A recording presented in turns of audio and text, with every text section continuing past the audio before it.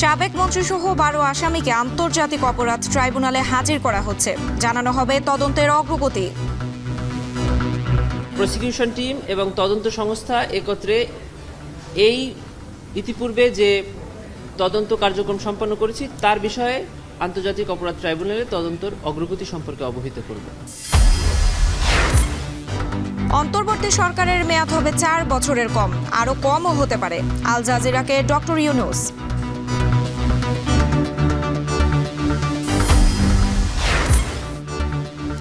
গণ অভ্যুত্থানে আহত শিক্ষার্থী কলেজে নেওয়া হলো থাইল্যান্ডে। আরও 20 থেকে 25 জনকে পাঠানো হবে তুর্কি সহ বিভিন্ন দেশে। এবং গোপন তথ্য প্রকাশ পেলে আরও বাড়বে খেলাপি ঋণ। ফরেনসিক নিরীক্ষার মাধ্যমে বড় ঋণ আদায়ের তাগিদ বিশেষজ্ঞদের। বড় বড় ঋণগুলো যেগুলো বেনামে হয়েছে তাদেরকে হয়তো ধরলে দেখা যাবে যে জানাও যাবে না যে আসলে মাস্টারমাইন্ড কারা ছিল। এই জন্যই কিন্তু ফরেনসিক অডিটটা খুব জরুরি।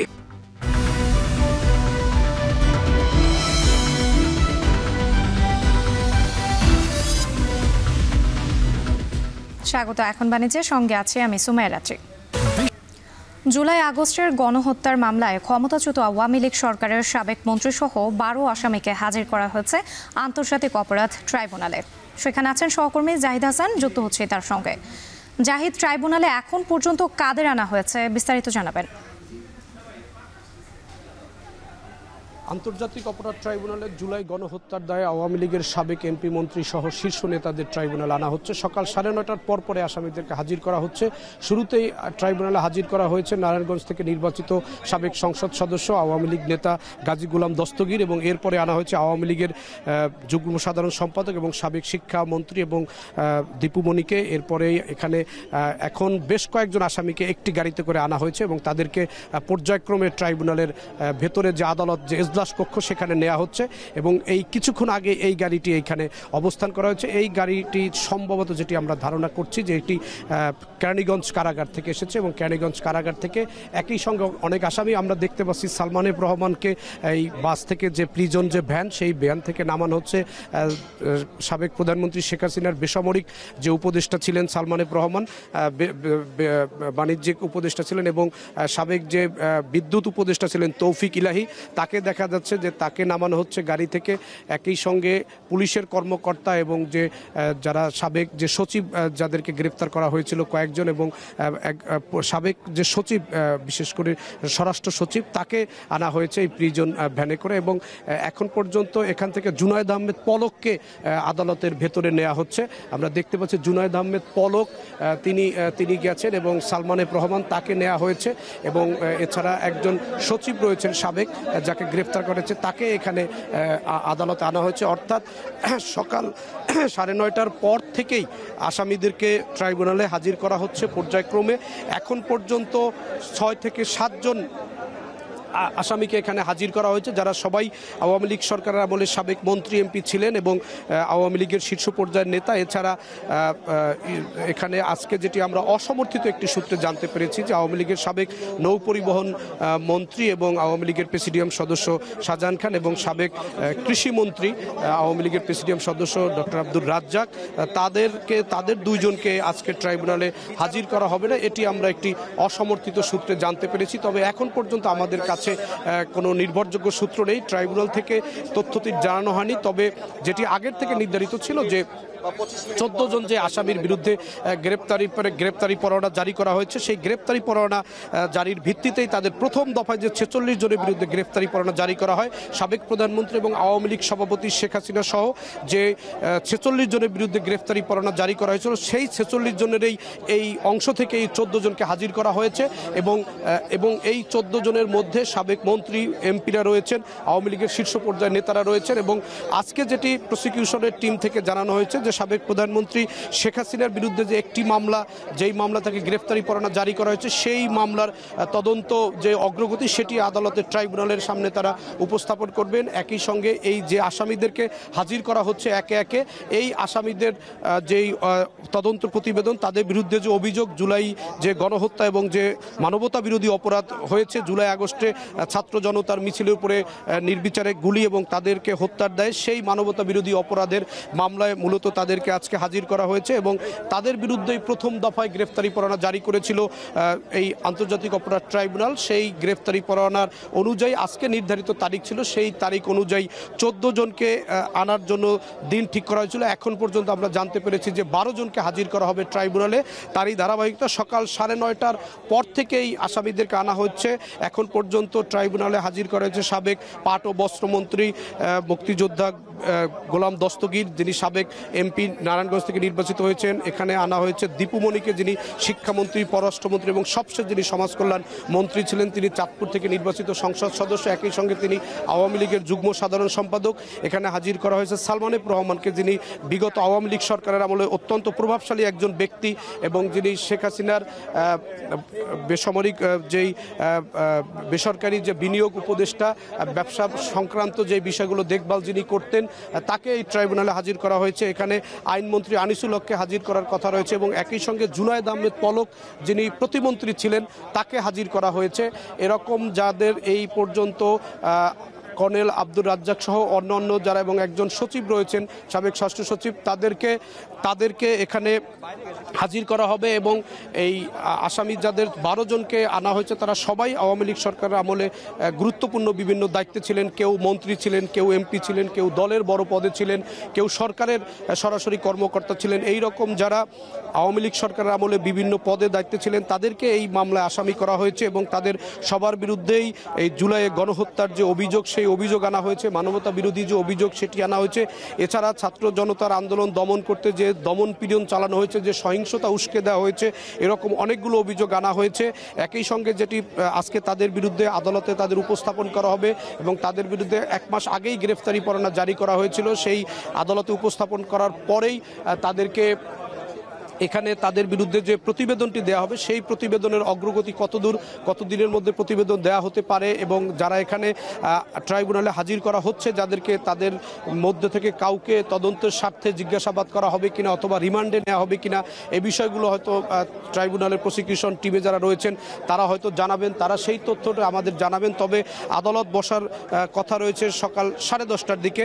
এখন পর্যন্ত আদালত উঠেনি, তবে আসামিদেরকে একজন একজন করে এখানে হাজির করা হচ্ছে। বিভিন্ন কারাগারে যারা ছিলেন, যেমন গাজী গোলাম দস্তগীর, তাকে নারায়ণগঞ্জ কারাগার থেকে আনা হয়েছে। ক্যারিগঞ্জ থেকে কয়েকজন আসামিকে আনা হয়েছে। এখন পর্যন্ত যে 12 জন আসামিকে হাজির করার কথা রয়েছে সেই 12 জনকে হাজির করা হয়নি। তবে প্রসিকিউশন টিমের প্রধান যে চিফ প্রসিকিউটর মোহাম্মদ তাজুল ইসলাম, তার নেতৃত্বে যে প্রসিকিউশন টিম, তাদেরকে আমরা সকালেই দেখতে পেয়েছি যে তারা এখানে এসেছেন এবং তারা এখানে জড়ো হয়েছেন। আমরা এই ট্রাইব্যুনালে আজকে কি কি কাজ হবে এবং এই আসামিদের হাজির করার পরে কি কি কাজ হবে সেই বিষয়গুলো আমরা জানার চেষ্টা করছি এবং যিনি এই ট্রাইব্যুনাল একজন প্রসিকিউটর MS গাজী তামিম, তিনি জানিয়েছেন যে এখন পর্যন্ত কতজন আসামিকে সুনির্দিষ্ট হাজির করবে সেটির তথ্য তাদের কাছে না থাকলেও আমরা অসমর্থিত সূত্রে জানতে পেরেছি যে 2 জন আসামিকে আজকে আনা হচ্ছে না। বিশেষ করে আওয়ামী লীগের সাবেক মন্ত্রী আব্দুর রাজ্জাক, যিনি কৃষিমন্ত্রী ছিলেন, এবং আওয়ামী লীগ সরকারের আমলে সাবেক নৌ পরিবহন মন্ত্রী ছিলেন শাহজাহান খান, তাকেও আজকে আনা হচ্ছে না, তাই তিনি অসুস্থ, এই তথ্যটি আমরা জানতে পেরেছি। এখন পর্যন্ত এখানে 14 জনের মধ্যে যে 12 জন আসামিকে হাজির করার কথা রয়েছে তার মধ্যে বড় একটি অংশই এখানে এসেছেন। সাবেক আইনমন্ত্রী আনিসুল হক, এখানে তাকে হাজির করা হয়েছে। সাবেক মন্ত্রী ফারুক খানকে হাজির করা হয়েছে। সাবেক মন্ত্রী রাশেদ খান মেনন, যিনি ওয়ার্কার্স পার্টির সভাপতি, সাবেক মন্ত্রী হাসানুল হক ইনু, এবং যিনি জাসদের কেন্দ্রীয় নেতা এবং সাবেক বিদ্যুৎ উপদেষ্টা তৌফিক ইলাহি, তাকে হাজির করা হয়েছে, এবং সাবেক মন্ত্রী কামাল আহমেদ মজুমদার, তাকেও হাজির করা হয়েছে, এবং আপিল বিভাগের অবসরপ্রাপ্ত যে বিচারপতি যিনি শামসুদ্দিন চৌধুরী মানিক, এবং সাবেক স্বরাষ্ট্র সচিব জাহাঙ্গীর আলম, তাদেরকে এখানে হাজির করার কথা রয়েছে এবং এখন পর্যন্ত হাজির করা হচ্ছে। এবং আমরা যতদূর জানতে পেরেছি যেই 12 জন আসামির এখানে আসার কথা রয়েছে তারা সবাই আসবেন এবং ট্রাইব্যুনাল থেকে হয়তো আরও বিস্তারিত পরবর্তীতে জানানো হবে যে আদালতের ভেতরে কি কি কি কার্যক্রম আজকে সম্পন্ন করা হলো এবং এই আসামিদের এখানে আনাকে কেন্দ্র করে সকাল থেকেই ট্রাইব্যুনালের পুরো যেই প্রবেশ পথগুলো রয়েছে এবং অন্যান্য যেই গেটগুলো রয়েছে এবং ট্রাইব্যুনালে ঢোকার যেই সড়কগুলো রয়েছে সকল সড়কেই এখানে নিরাপত্তা বেষ্টনী দেওয়া হয়েছে এবং সেই নিরাপত্তা বেষ্টনীর মধ্য দিয়েই এখানে আসামিদের আনা হয়েছে এবং আমরা দেখতে পাচ্ছি যে একটি আইনজীবীদের প্যানেল তারা ট্রাইব্যুনালের ভেতরে ঢোকার চেষ্টা করছেন। আমরা ধরে নিচ্ছি যে এই আইনজীবীটি প্যানেল বিভিন্ন আসামিদের পক্ষে তারা তাদের যেই ওকালতনামা বা তারা যে আইনি যে সহায়তা দিবেন সেটি এই যেই আইনজীবীদের যে দলটি এখন ট্রাইব্যুনালের ভেতরে প্রবেশ করছে এরা আসামিদের পক্ষে মূলত লড়বেন। এই আসামিদের পক্ষেই তারা আইনজীবী, তারা তাদের এখন তাদের ওকালতনামা সহ অন্যান্য যে আইনি সহায়তা দেওয়ার জন্য যেই কার্যক্রমগুলো যে প্রক্রিয়াগুলো আছে সেগুলো তারা সারবেন। আমরা দেখতে পাচ্ছি যে সকাল 9:30টার পরেই আসামিদেরকে হাজির করা হচ্ছে এবং আসামিরা এখানে আনা হচ্ছে এবং আন্তর্জাতিক অপরাধ ট্রাইব্যুনালের দিকেই সবাই তাকিয়ে রয়েছে যে জুলাইতে যে গণহত্যা হয়েছে, যেই সরকার পতনের যে আন্দোলন এবং কোটা সংস্কার আন্দোলন থেকে যে সরকার পতনের আন্দোলন, সেই আন্দোলনে যারা নিহত হয়েছেন, যারা আহত হয়েছেন এবং যাদের উপরে নানান রকম নির্যাতন করা হয়েছে তাদের বিভিন্ন পরিবার, তাদের আত্মীয় স্বজনরা আন্তর্জাতিক অপরাধ ট্রাইব্যুনালের তদন্ত সংস্থায় মামলাগুলো করেছেন। সেই মামলার তদন্ত চলছে। সেই মামলায় সাবেক প্রধানমন্ত্রী শেখ হাসিনা এবং আওয়ামী লীগের সভাপতি শেখ হাসিনা থেকে শুরু করে আওয়ামী লীগের সাধারণ সম্পাদক ওবায়দুল কাদের, যিনি এখন পর্যন্ত পলাতক রয়েছেন, এছাড়া আওয়ামী লীগের শীর্ষ পর্যায়ের 46 জন নেতার বিরুদ্ধে ট্রাইব্যুনাল গ্রেপ্তারি পরোয়ানা জারি করেছিল। সেই গ্রেপ্তারি পরোয়ানার ভিত্তিতে আজকে এখানে 14 জনকে হাজির করার কথা রয়েছে। এখন পর্যন্ত আমরা দেখতে পাচ্ছি যে বড় সংখ্যা আসামি এখানে হাজির হয়েছে। আরও 2-1 জন বাকি থাকলে আমরা সে তথ্য ট্রাইব্যুনালের মাধ্যমে জানতে পারবো যে তাদের কেন হাজির করা হয়নি, কি কারণে হাজির করা হয়নি। এখানে গণমাধ্যমের কর্মীরা রয়েছেন, এখানে আইনশৃঙ্খলা বাহিনীর কর্মীরা রয়েছেন, সবাই এখানে যার যার দায়িত্ব পালন করছেন এবং এই আন্তর্জাতিক অপরাধ ট্রাইব্যুনাল নিয়ে সবার একটি দায়িত্ব সবার একটি আগ্রহের জায়গা রয়েছে এবং সবার কৌতূহলের জায়গা রয়েছে যে এই ট্রাইব্যুনালের বিচার কাজটি কতদিন হতে পারে বা কি অবস্থা এবং কাদের কাদের বিচার এখানে হচ্ছে, যে কারণে এই আন্তর্জাতিক অপরাধ ট্রাইব্যুনালের আজকের এই আসামিদের হাজির করার বিষয়টি গুরুত্ব বহন করছে। রাত্রি জুলাই আগস্টের গণহত্যা মামলায় সাবেক মন্ত্রীসহ 12 আসামিকে হাজির করা হয়েছে আন্তর্জাতিক অপরাধ ট্রাইব্যুনালে। সেখানকার সবশেষ পরিস্থিতি জানাচ্ছিলেন সহকর্মী জাহিদ হাসান। অন্তর্বর্তী সরকারের মেয়াদ 4 বছরের কম হবে, তবে রাজনৈতিক দলগুলো সংস্কারকে গুরুত্ব না দিলে নির্বাচন চাইলে তাই করা হবে।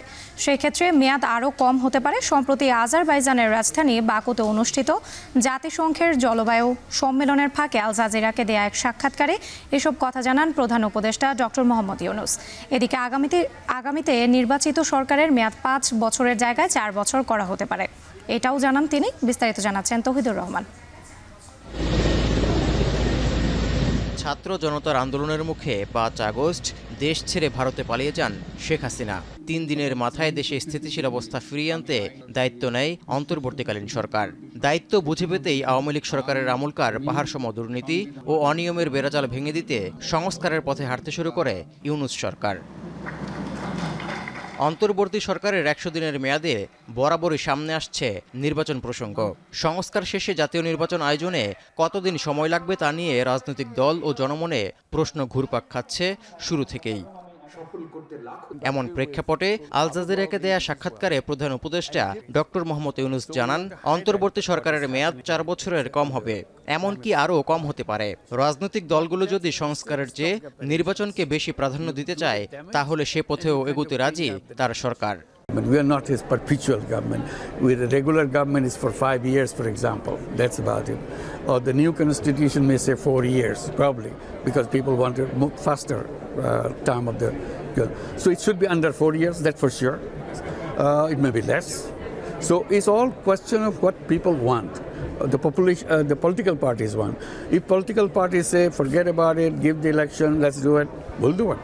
শেখ হাসিনাকে দেশে ফিরিয়ে আনার উদ্যোগ নেওয়া হবে কিনা এমন প্রশ্নের জবাবে প্রধান উপদেষ্টা বলেন, আইনি প্রক্রিয়া চলমান, দোষী সাব্যস্ত হলে ভারতের কাছ থেকে তাকে ফেরত চাওয়া হবে। Army helped her to get out of the country, go to India, and that's how it happened. Donald Trump যুক্তরাষ্ট্রের প্রেসিডেন্ট নির্বাচিত হওয়ায় কোনো দুশ্চিন্তা রয়েছে কিনা এমন প্রশ্নে ডক্টর ইউনূস বলেন, ডেমোক্রেট ও রিপাবলিকান সবার সঙ্গেই তার বন্ধুত্বপূর্ণ সম্পর্ক রয়েছে। সুতরাং ডোনাল্ড ট্রাম্প প্রেসিডেন্ট নির্বাচিত হওয়ায় মোটেও চিন্তিত নন তিনি। I don't see any negative thing emerging suddenly because Trump is the president of the United States. Touhidur Rahman, এখন বিশ্ব। গণ অভ্যুত্থানে আহত শিক্ষার্থী কাজল মিয়াকে উন্নত চিকিৎসার জন্য এয়ার অ্যাম্বুলেন্সে করে নেওয়া হয়েছে থাইল্যান্ডে। এ নিয়ে গণ অভ্যুত্থানে আহত 5 জনকে পাঠানো হয়েছে দেশের বাইরে। স্বাস্থ্য উপদেষ্টা নূরজাহান বেগম বলছেন, আরও 20 থেকে 25 জনকে তুর্কি, থাইল্যান্ড সহ বিভিন্ন দেশে পাঠানোর প্রক্রিয়া চলছে। বিস্তারিত সিফাত শাহরিয়ারের প্রতিবেদনে। কর্তৃত্ববাদী শেখ হাসিনা সরকার পালালেও জুলাই আগস্ট জুড়ে স্বৈরাচারের নির্মম নির্যাতনে প্রাণ হারানোর পাশাপাশি আহত হয়েছে অসংখ্য ছাত্র জনতা। আহতদের কেউ কেউ এখনও জীবন মৃত্যুর সন্ধিক্ষণে। তাদের একজন জাহাঙ্গীরনগর বিশ্ববিদ্যালয়ের শিক্ষার্থী কাজল মিয়া। 5 আগস্ট মাথায় গুলিবিদ্ধ হয়ে গত 3 মাস ধরে ভর্তি ন্যাশনাল ইনস্টিটিউট অব নিউরোসায়েন্সের SDU-তে। শুরু হয় তাকে বিদেশে নেয়ার প্রক্রিয়াও। তবে এর মধ্যে শারীরিক পরিস্থিতির অবনতি হয় তার। বাম হাত ও পা পুরোপুরি অচল হয়ে যায়। 5 তারিখে বিজয় মিছিলের সময় তার মাথায় গুলি লাগে এবং বেশ ক্রিটিক্যাল কন্ডিশনে ছিল, এখনও আছে। সর্বোচ্চ চেষ্টা করতেছে এবং আমরা আশা করতেছি যত দ্রুত সম্ভব তাদেরকে পুনর্বাসনটা কিভাবে নিশ্চিত করা যায়, তাদেরকে পুনর্বাসনটাই এই মুহূর্তে আমাদের সবচেয়ে ফোকাস পয়েন্ট।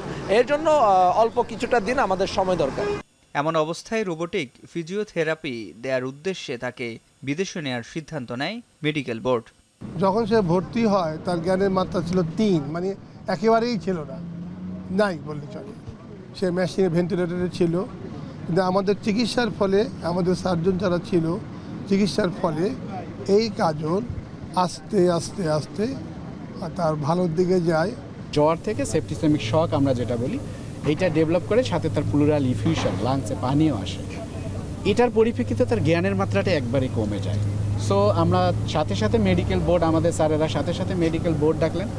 বোর্ডে আমাদের ডিসিশন হলো যে তাকে আমরা দেশের বাইরে নিয়ে যাব, এবং সেটা নর্মাল ফ্লাইটে হবে না, এয়ার অ্যাম্বুলেন্সে করে নিয়ে যাব। রোববার মধ্যরাতে তাকে এয়ার অ্যাম্বুলেন্সে নেওয়া হয় থাইল্যান্ডের বেচথানি হাসপাতালে। এ নিয়ে গণ অভ্যুত্থানে আহত 5 জনকে পাঠানো হয়েছে দেশের বাইরে। স্বাস্থ্য উপদেষ্টা নূরজাহান বেগম বলেন, আরও 20 থেকে 25 জনকে তুরস্ক, থাইল্যান্ড সহ বিভিন্ন দেশে পাঠানোর প্রক্রিয়া চলছে। পাইপলাইনে আরও ধরেন 20-25 জনের মতন আছে যাদেরকে পাঠাইতে হবে। 7 জনকে আমরা তার্কিতে পাঠানোর জন্য ঠিক করেছি, তারা তার্কিতে যাবে তাদের চিকিৎসার জন্য। এর মধ্যে 3 জন আছে চোখের, বাকি 4 জন আছে হলো অর্থোপেডিকের কাজে, সেগুলো তার্কি ট্রিটমেন্টটা হবে। তাদের সাথে আমাদের যোগাযোগ হচ্ছে। তারা আমাদেরকে যেটা বলেছে যে তারা চিকিৎসার খরচ তারা বহন করবে, কিন্তু থাকা খাওয়া এগুলো আমাদের দিতে হবে। 64 লাখ টাকা শুধু এয়ার অ্যাম্বুলেন্সে দিতে হচ্ছে। তারপরে আমাদের প্রথমে একটা ইনিশিয়াল ডিপোজিট আমরা 10 লাখ টাকা দিয়েছি, তারপরে ক্রমান্বয়ে তারা যখন যা বলবে সেটি আমরা পাঠাবো। আমরা বাইরে থেকে নিয়ে আসলাম, আমাদের ডাক্তারদেরও কিন্তু একটা লার্নিং প্রসেস হয়ে গেল।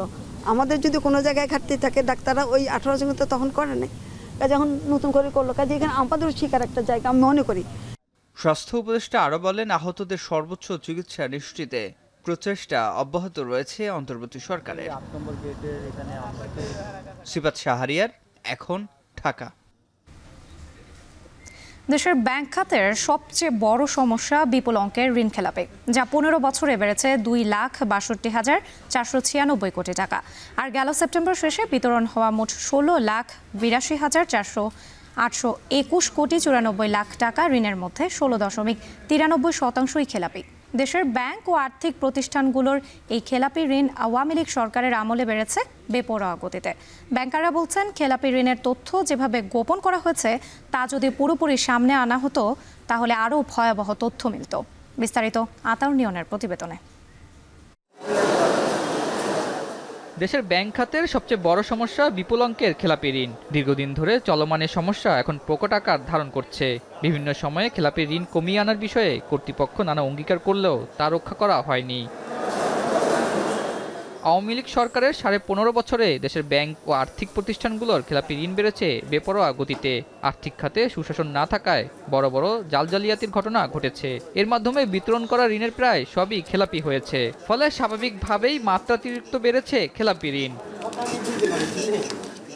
আর এসব ঋণের পেছনে দায় থাকার অভিযোগ রয়েছে এস আলম, নজরুল ইসলাম মজুমদার ও সালমান এফ রহমানের মতো অনেকের বিরুদ্ধে। শুধু ঋণ নিয়েই ক্ষান্ত হয়নি, লাখ কোটি টাকার বেশি করেছে পাচার। 2009 সালের জুন পর্যন্ত ব্যাংক খাতের খেলাপি ঋণ ছিল 22,481 কোটি টাকা। সেখান থেকে এখন বেড়ে 30 সেপ্টেম্বর শেষে দাঁড়িয়েছে 2,84,977 কোটি 31 লাখ টাকা। অর্থাৎ পলাতক স্বৈরাচারী শেখ হাসিনা সরকারের আমলে খেলাপি ঋণ বেড়েছে 2,62,496 কোটি টাকা। বাংলাদেশ ব্যাংকের তথ্য বলছে সেপ্টেম্বর পর্যন্ত বিতরণ করা ঋণের পরিমাণ দাঁড়িয়েছে 16,82,821 কোটি 94 লাখ টাকা। সেই হিসাবে খেলাপি ঋণ মোট ঋণের 16.93%। এ সময় রাষ্ট্রায়ত্ত ব্যাংকগুলোর খেলাপি ঋণের পরিমাণ দাঁড়ায় 1,26,111 কোটি 52 লাখ টাকা, যা বিতরণ করা ঋণের 40.35%। এছাড়া 30 সেপ্টেম্বর শেষে বেসরকারি ব্যাংকগুলোতে খেলাপি ঋণের পরিমাণ দাঁড়ায় 1,49,806 কোটি 33 লাখ টাকা, যা বিতরণ করা ঋণের 11.88%। সেই সাথে এই সময়ে বিদেশি ব্যাংকগুলোতে খেলাপি ঋণের পরিমাণ দাঁড়ায় 3,245 কোটি 63 লাখ টাকা, যা বিতরণ করা ঋণের 4.99%। একই সাথে বিশেষায়িত ব্যাংকগুলোর খেলাপি ঋণের পরিমাণ দাঁড়ায় 5,813 কোটি 83 লাখ টাকা, যা বিতরণ করা ঋণের 13.21%। ব্যাংকাররা বলছেন গত 15 বছরে খেলাপি ঋণের তথ্য যেভাবে গোপন করা হয়েছে তা যদি পুরোপুরি সামনে আনা হয় তা আরও ভয়াবহ বেড়ে যাবে। তো এই ব্যাংকিং ইন্ডাস্ট্রিতে যে লুটপাট হয়েছে সেই লুটপাট পত্রিকায় যা আসে তার চেয়ে বেশি হয়েছে। এই যে আপনার গিয়ে ব্যাংকিং খাতে বলা হচ্ছে যে 2,85,000 মানে 3 লক্ষের কাছাকাছি কোটি টাকা হচ্ছে খেলাপি। আমি বলবো যে প্রকৃত সব পর্দা যদি উন্মোচন করা হয় তাহলে সেই খেলাপি ঋণের পরিমাণ আরও বাড়বে। শুধু সঠিক ঋণের তথ্য নয়, ঋণের বিপরীতে রাখা জামানতের মাধ্যমে ছোট ঋণ আদায় এবং ফরেনসিক নিরীক্ষার মাধ্যমে বড় ঋণ আদায় করে ব্যাংক খাতের দুরবস্থা কমানোর পরামর্শ বিশেষজ্ঞদের। প্রাথমিকভাবে যাদের কিছু কোলাটেরাল খুঁজে পাওয়া যাবে বা মর্টগেজ খুঁজে পাওয়া যাবে সেগুলোকে অকশনে তুলে তার টাকা আদায় করার একটা চেষ্টা করতে হবে। কিন্তু ম্যাক্সিমাম যে বড় বড় ঋণগুলো যেগুলো বেনামে হয়েছে তাদেরকে হয়তো ধরলে দেখা যাবে যে জানাও যাবে না যে আসলে মাস্টারমাইন্ড কারা ছিল। এই জন্যই কিন্তু ফরেনসিক অডিটটা খুব জরুরি এখানে। তো তার মাধ্যমে বের হয়ে আসবে রিলেটেড পার্টি কারা। কারণ আমরা শুধুমাত্র ফিগারগুলোকে বলবো এবং এই জিনিসগুলো নিয়ে আমরা আলোচনা করব, কিন্তু দিন শেষে যদি এগুলোকে রিকভারির প্ল্যান না থাকে তাহলে মূলধারার অর্থনীতিতে টাকাগুলো ফেরত আসবে না এবং অর্থনীতির যে যে মন্দা চলছে বা এই ব্যাংকগুলোর যে দুরবস্থা চলছে তাতে কিন্তু অনেক ধরনের সমস্যা এই ব্যাংকগুলোই ফেস করবে। সেই সাথে ঋণ আদায়ের পাশাপাশি দীর্ঘদিন ধরে খেলাপি ঋণের মাধ্যমে যারা ব্যাংক খাতের ক্ষতি করে আসছে তাদের শাস্তি নিশ্চিত করার পরামর্শ অর্থনীতিবিদদের। আতাউর নিয়ন, এখন, ঢাকা। আলু, পেঁয়াজ সহ নিত্যপণ্যের দাম নিয়ন্ত্রণে কুমিল্লা নিমসার বাজারে অভিযান পরিচালনা করছে টাস্কফোর্স, যেখানে আছেন সহকর্মী খালেদ সাইফুল্লাহ। যুক্ত হচ্ছে তার সঙ্গে। খালেদ, টাস্কফোর্সের অভিযানে ব্যবসায়ীদের প্রতিক্রিয়া কেমন দেখছেন? রাত্রে কুমিল্লার নিমসার বাজার এই অঞ্চলের সবচেয়ে বড় কাঁচা সবজির পাইকারি মোকাম। এখানে সকাল থেকেই টাস্কফোর্সের অভিযান পরিচালিত হচ্ছে। মূলত বাজারে হঠাৎ করে আলুর দাম কিন্তু আমরা 70 থেকে 80 টাকা পর্যন্ত দেখতে পাচ্ছি এবং পেঁয়াজের দাম 115 টাকা বিক্রি হচ্ছে কেজি দরে। তো সেই জন্যই আজকে নিমসার বাজারে এখানে অভিযানে আসছেন এখানে টাস্কফোর্সের কর্মকর্তারা। সকাল থেকে এখানে বেশ অনেকগুলো আড়তদার এবং পাইকারি বিক্রেতাদের সাথে তারা কথা বলেছেন এবং তাদের ক্রয় ভাউচার এবং মূল্য তালিকা সেগুলো তারা যাচাই বাছাই করেছেন। তাদেরকে মূলত সতর্ক করা হচ্ছে এবং এখন পর্যন্ত বেশ কয়েকজনকে জরিমানাও করা হয়েছে তাদের কাছে ক্রয় ভাউচার না থাকার কারণে। তারা বলছেন যে এলসির যে আলুটি এখানে বিক্রি হচ্ছে কোথাও 43 টাকা, কোথাও 51 টাকা, কোথাও 55 টাকা এবং যেগুলো দেশীয় কোল্ড স্টোরেজে রাখা আলু সেগুলো বিক্রি হচ্ছে 58 টাকা পাইকারি দরে। সেগুলোই কিন্তু খুচরা বাজারে 70 টাকা, কোথাও 80 টাকা বিক্রি হচ্ছে।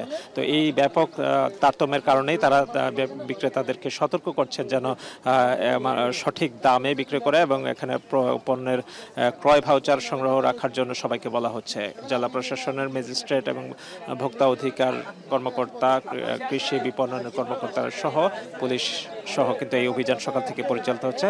ব্যবসায়ীরাও বলছেন যে আসলে তারা যাদের অনেকেই আসলে ফোনে ফোনে দামগুলো নির্ধারণ করে থাকেন অনেক ব্যবসায়ীরা, যার ফলে কিন্তু এরকম সমস্যাগুলো পড়ছে, ওরা ক্রয় ভাউচার দেখাতে পারছেন না। তো এই বিষয়গুলোই আসলে দৃষ্টি আকর্ষণে দেওয়া হচ্ছে এবং ব্যবসায়ীরা বলছেন যে তারা এখানে পাইকারি যে দামে বিক্রি করেন কয়েক দফা দাম বেড়ে গিয়ে খুচরা বাজারে আসলে মূলত এগুলার মধ্যস্বত্বভোগীদের কারণেই এই বাজারে খুচরা পণ্যের দাম বেশি এবং এখানে অন্যান্য যে সকল সবজি সবজি রয়েছে, সকল সবজি বিক্রেতাদেরকেও তারা সতর্ক করছেন যেন সবাই ক্রয় ভাউচার সংগ্রহ করে। এবং এখানে আসলে এখান থেকে যে কাঁচা সবজিটি বিভিন্ন জায়গায় যাচ্ছে, এখানে দাম বাড়লে তার প্রভাব পড়ে কিন্তু খুচরা বাজারে। এখান থেকে সকাল থেকেই পরিচালিত এখন পর্যন্ত প্রায় ৩২,০০০ টাকা জরিমানা করেছে জেলা প্রশাসনের টাস্কফোর্স। এই ছিল কুমিল্লা নিমসার বাজার থেকে রাত্রি। নিত্যপণ্যের দাম নিয়ন্ত্রণে কুমিল্লা নিমসার বাজারে অভিযান পরিচালনা করছে টাস্কফোর্স। সেখানকার সবশেষ পরিস্থিতি জানাছিলেন সহকর্মী খালেদ সাইফুল্লাহ। নারায়ণগঞ্জের সোনারগাঁয়ে একটি টিস্যু পেপারের কারখানায় আগুন লেগেছে। ৪ ঘন্টার চেষ্টায় আগুন নিয়ন্ত্রণে এনেছে ফায়ার সার্ভিস। সেখানে আছেন সহকর্মী সানি মৃধা, বিস্তারিত জানবো তার কাছ থেকে। সানি, আগুনের সূত্রপাত কিভাবে আর এই আগুনের ক্ষয়ক্ষতি সম্পর্কে কিছু জানা গেছে কিনা?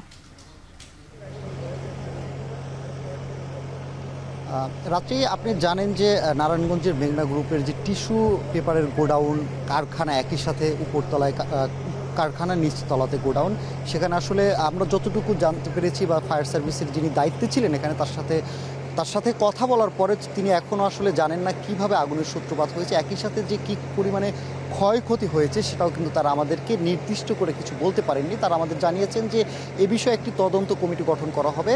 তাদের ভাষ্যমতে তারা বলেছিলেন যে তাদের কাছে খবর পৌঁছায় ভোর ৫টা ১০ দিকে। তখন কিন্তু নারায়ণগঞ্জের আশপাশের যে এরিয়াগুলো ছিল, কাঁচপুর, একই সাথে সোনারগাঁও ফায়ার সার্ভিস থেকে প্রায় আশপাশের যতগুলো ফায়ার সার্ভিসের অফিস আছে সেখান থেকে কিন্তু 12টি ইউনিট কাজ করে। একই সাথে মেঘনা গ্রুপের ব্যক্তিগত ফায়ার সার্ভিসেরও কিন্তু কয়েকটি ইউনিট কাজ করে ৯টার দিকে আসলে আগুন নিয়ন্ত্রণ আনে। এর আগে আমি কিন্তু এখানে যারা প্রত্যক্ষদর্শী ছিলেন তাদের সাথে কথা বলেছি।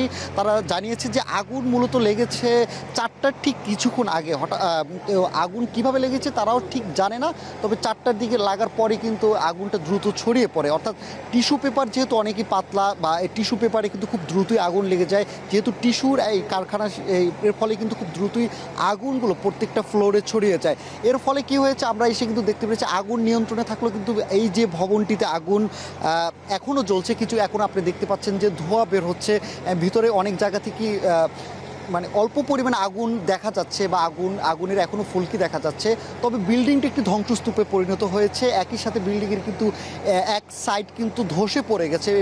বিল্ডিংটি এখনও কিন্তু ঝুঁকিমুক্ত নয়, যে কোনো মুহূর্তে বিল্ডিং পড়ে যাওয়ার সম্ভাবনা রয়েছে। এর ফলে কিন্তু এখানের বাড়তি নিরাপত্তার জন্য আইন শৃঙ্খলা রক্ষাকারী বাহিনীকে আমরা র্যাব দেখেছি, পুলিশ দেখেছি, একই সাথে ফায়ার সার্ভিসের ইউনিট কিন্তু এখনও বেশ কয়েকটি ইউনিট কাজ করছে। তবে আগুন নিয়ে যে এখন পরিমাণে যে একটা আশঙ্কা ছিল বা আগুনের যে তীব্রতা ছিল সেটা অনেকটাই কমে এসছে। একই সাথে কোনো ক্ষয়ক্ষতির পরিমাণও জানা যায়নি। এছাড়া যদি কোনো আহত বা কোনো নিখোঁজ বা এখন পর্যন্ত ওই ধরনের কোনো সংবাদ, মানে অর্থাৎ হতাহতের কোনো সংবাদও আমরা এখন পর্যন্ত পাইনি। তবে ভিতরে কি অবস্থা, ভিতরের যে যে ভবনটিতে আগুন লেগেছে সেই ভবনের ভিতরে কিন্তু কোনো গণমাধ্যম কর্মী বা কেউই ভিতরে ঢুকতে পারেনি। একই সাথে আমরা যতটুকু আমাদেরকে এখানে একটা নির্দিষ্ট জায়গায় দাঁড় করিয়ে রাখা হয়েছে, অর্থাৎ যেহেতু বিল্ডিংটি ঝুঁকিপূর্ণ, এর আশপাশে মানে লোকজনকে দূরে সরিয়ে রাখছে।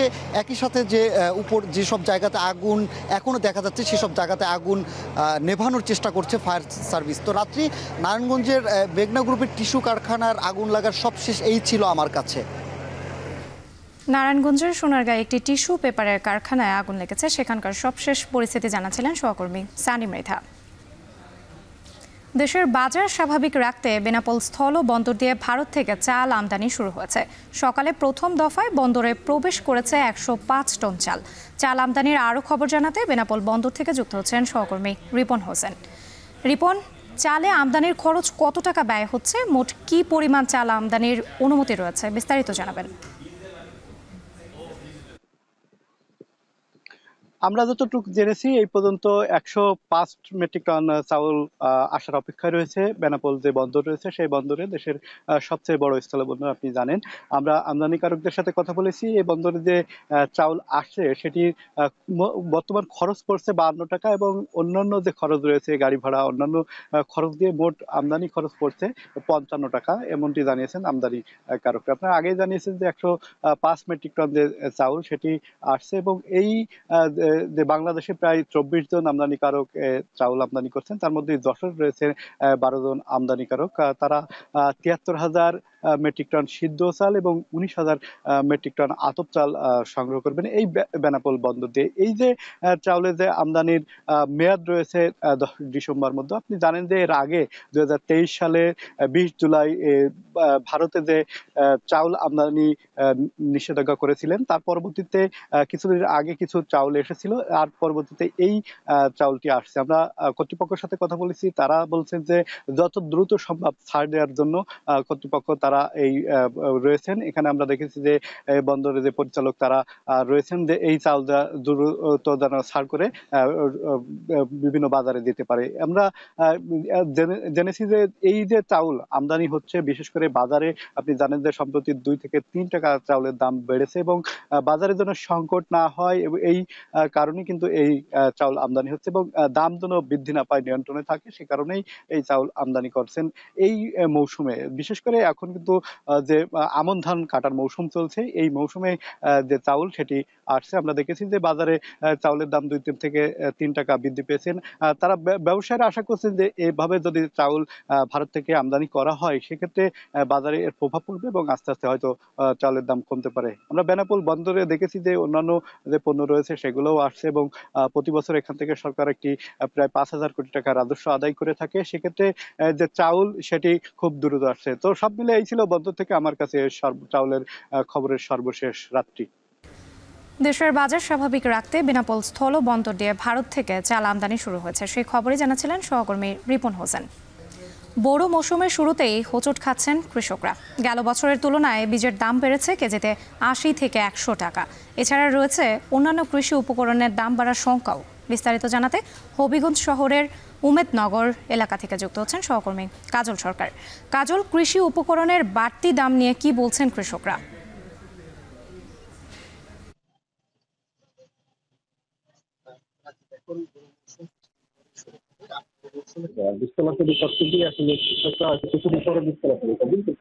এখন তারা বীজ সংগ্রহ করছে, তারা বিভিন্ন এলাকা থেকে শহরে যে দুটো দোকানগুলো আছে, বেশ কয়েকটি দোকান রয়েছে, তারা কৃষকরা ভিড় করছেন। তবে তাদের একটি অভিযোগ হচ্ছে যে বীজের দাম কিন্তু গেল বছরের তুলনায় কেজি প্রতি, অর্থাৎ কেজি প্রতি 80 থেকে 100 টাকা পর্যন্ত বেড়েছে। এবং একটু নির্দিষ্ট করে যদি বলি, হাইব্রিড জাতের যে মোটা ধানের যে বীজগুলো রয়েছে সেগুলো গেল বছর 320 টাকা থেকে 330 টাকা কেজিতে, সেটি এবছর হচ্ছে যেমন আজকে পর্যন্ত বিক্রি হচ্ছে 420 টাকা পর্যন্ত। অন্যদিকে হাইব্রিডের যে চিকন জাতের ধানগুলো রয়েছে সেগুলো কিন্তু গেল বছর 340 থেকে 345 টাকা বিক্রি হয়েছিল, যেটি আজকে অর্থাৎ এবছর বিক্রি হচ্ছে 420 থেকে 440 টাকা।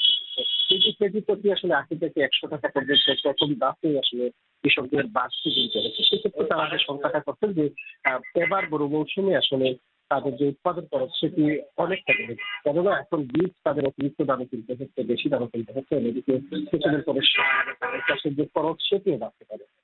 আমরা ব্যবসায়ীদের সঙ্গে কথা বলেছি, তারা যেটি বলছেন যেহেতু কোম্পানি থেকে আসলে তাদেরকে বীজ কিনেই বিক্রি করতে হচ্ছে, সেক্ষেত্রে তারা কোম্পানি থেকে বেশি দামে তাদের কিনতে হচ্ছে, ফলে তাদেরকে বিক্রিও কিন্তু করতে হচ্ছে বেশি দামে। অনেক কৃষিবিভাগ বলছে যে যেহেতু হাওড় অঞ্চলের অনেক গরিব কৃষক তারা যেটি করছেন যে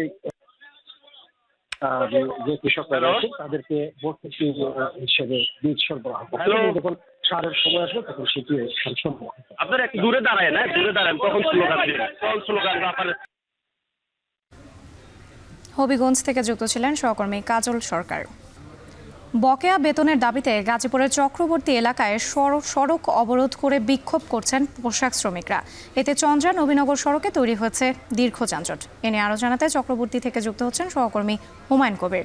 হুমায়ুন, অনাকাঙ্ক্ষিত পরিস্থিতি এড়াতে কি পদক্ষেপ নিচ্ছে প্রশাসন? ধন্যবাদ আপনাকে। আপনি যেমনটি বলছিলেন, আমি রয়েছি এই মুহূর্তে গাজীপুরের চক্রবর্তী এলাকায়। বেক্সিমকো ইন্ডাস্ট্রিয়াল পার্কের শ্রমিকরা কিন্তু গত 12 তারিখ থেকে তারা আন্দোলন চালিয়ে যাচ্ছেন বকেয়া বেতনের দাবিতে। মূলত 12 তারিখ থেকে তাদের আন্দোলন শুরু হলেও প্রথমে তারা কিন্তু আন্দোলন তাদের ফ্যাক্টরির মধ্যেই সীমাবদ্ধ রেখেছিলেন, কিন্তু তাদের বেতন দেন দিচ্ছি করে যখন ফাইনালি বেতন দেওয়া হচ্ছিল না, তখনই কিন্তু তারা নবীনগর চন্দ্রা সড়কে অবস্থান নেয় এবং সেই থেকে কিন্তু সড়কে যান চলাচলে বিঘ্ন ঘটতেছে এবং শ্রমিকরা কিন্তু সড়ক অবরোধ করে রেখেছেন।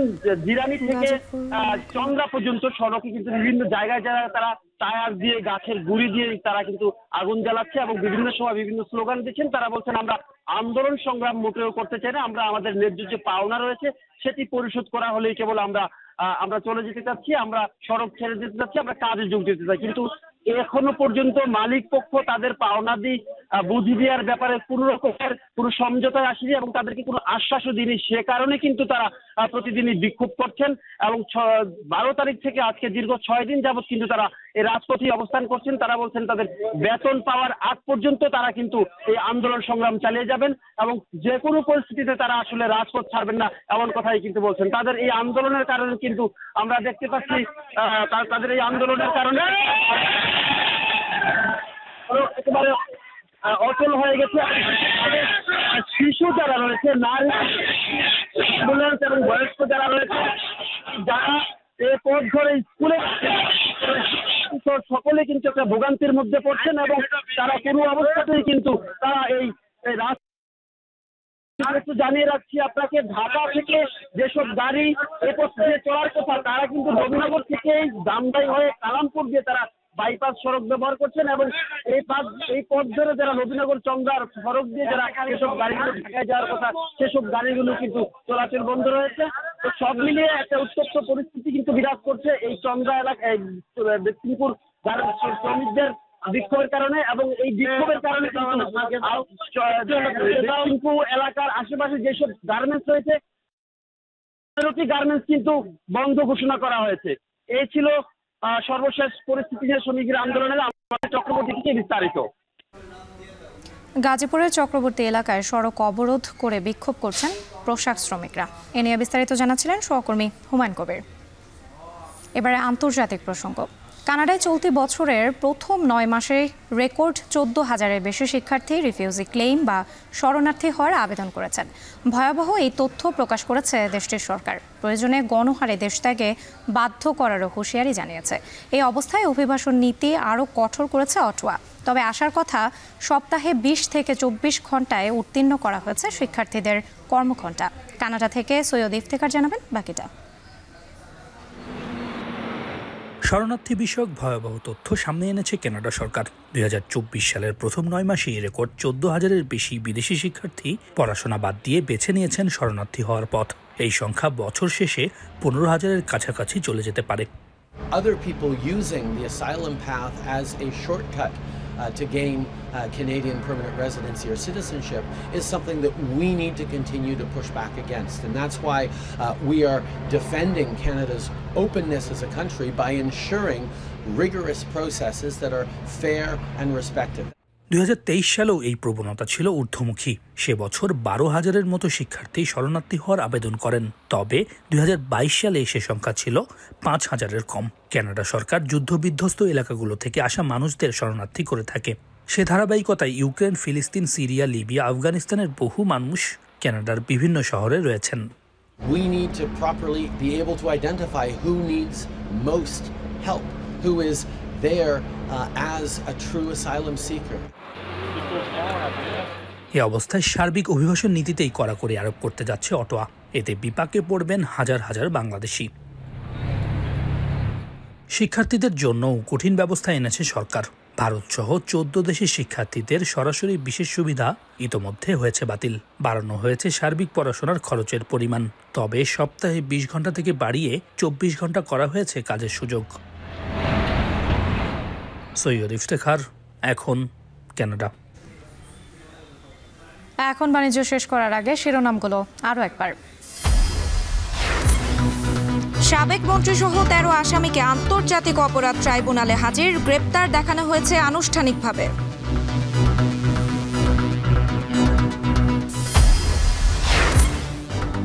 অন্তর্বর্তী সরকারের মেয়াদ হবে 4 বছরের কম, আরও কম হতে পারে, আল জাজিরাকে ডক্টর মোহাম্মদ ইউনূস।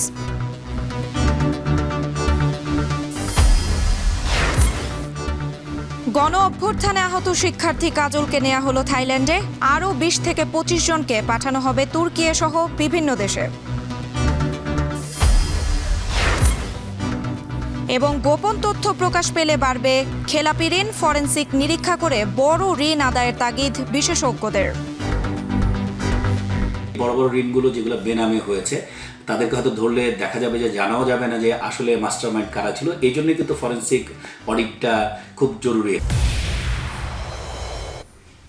শেষ করছে এখন বাণিজ্য। এখন টেলিভিশন ওয়েবসাইটে দেখতে ভিজিট করুন www.ekon.tv। এছাড়া ফেসবুকে দেখতে ভিজিট করুন facebook.com/tv.ekon এবং ইউটিউবে এখন টেলিভিশন দেখতে ভিজিট করুন youtube.com/c/ekontv।